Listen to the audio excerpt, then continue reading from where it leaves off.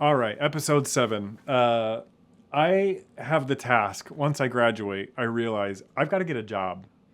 I'm planning on going on a mission. I've got to raise some money for it. I've done. Oh, sorry. Should we take your jacket off for this one, or do you want to keep it on? That's a really okay. Let's take it off because this isn't high school anymore. Good call.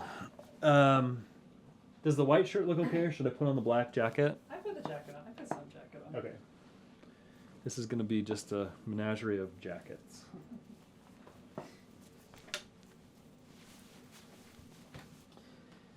All right. Bed of roses. Episode 7, Bed of Roses, take 1.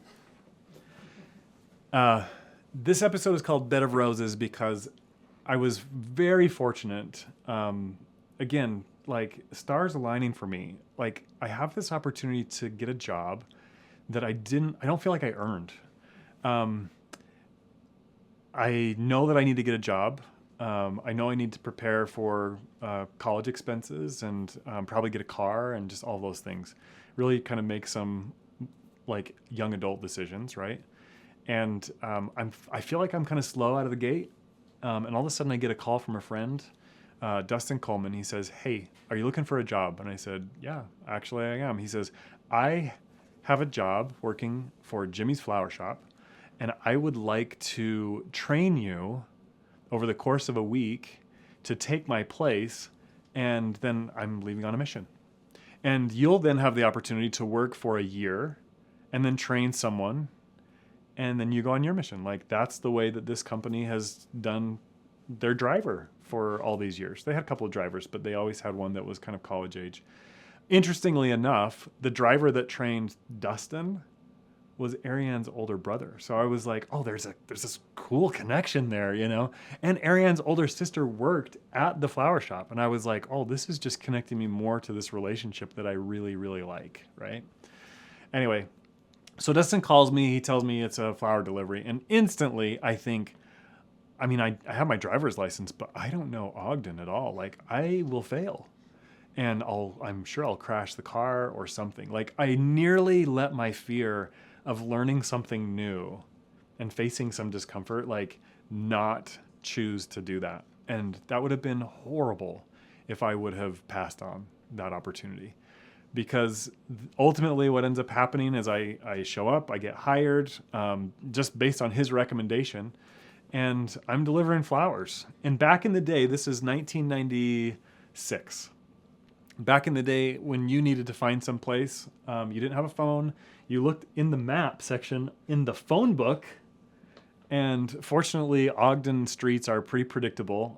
Most of them are named, the north to south streets are named after presidents for the most part. And then you've just got kind of a number grid that you've got to get to know.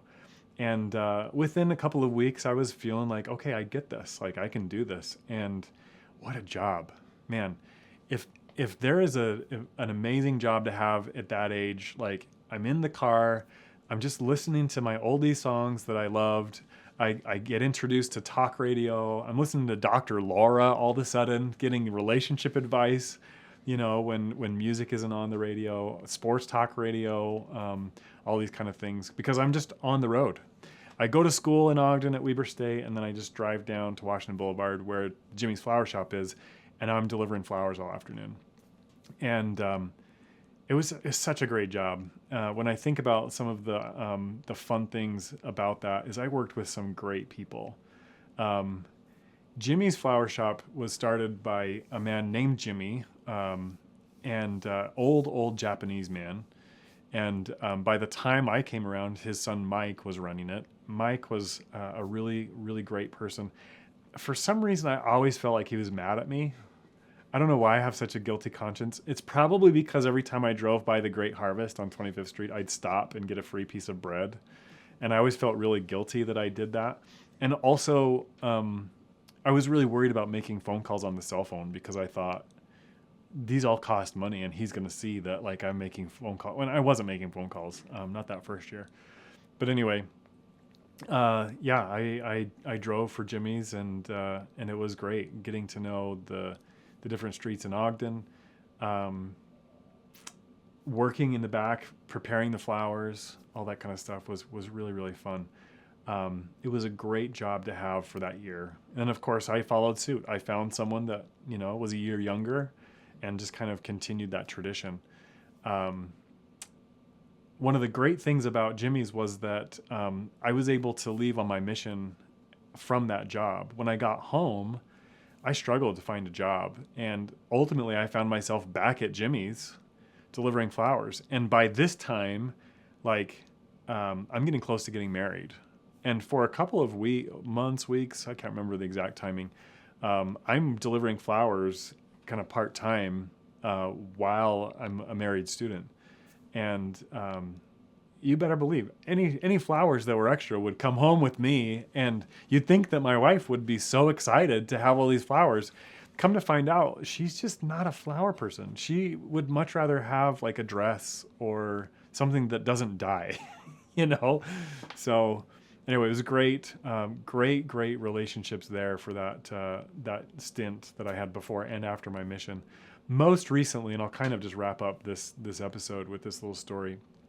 I've always wanted to go back because for the big events like Mother's Day and Valentine's Day, they would have extra drivers come in because the number of deliveries they had was just massive. And I thought I should go back. That would be fun to do. And this last Valentine's Day, just a month or two ago, I got my chance. There's a gal in the neighborhood that works there. She gave me a heads up, like, hey, they might need someone. Call the Kasudas. By now, Mike's kind of not running it anymore. His kids that were like so small when I was working there, now they're running it. And I walk into the garage area where they have all these deliveries, and oh my gosh, you walk in and just the familiar smell and the sight almost knocked me off my feet. Like, it took me back 20 years, 25 years. And then Brian Kasuda starts talking to me, and I was like, are you kidding? You sound just like your dad. Like, it was the closest thing that I've had to a time machine ever. Super cool.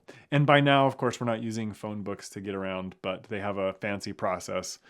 They were finally able to institute like more technology into the delivery system because their longtime delivery driver who had delivered for like 50 years, like that was his career. He retired, and they're like, okay, fine, finally, Steve's gone. Now we can institute some technology. And of course, now it's all GPS, and it's sped out from the computer and made finding the houses really, really easy. But man, what a fun way to revisit Valentine's Day this last year.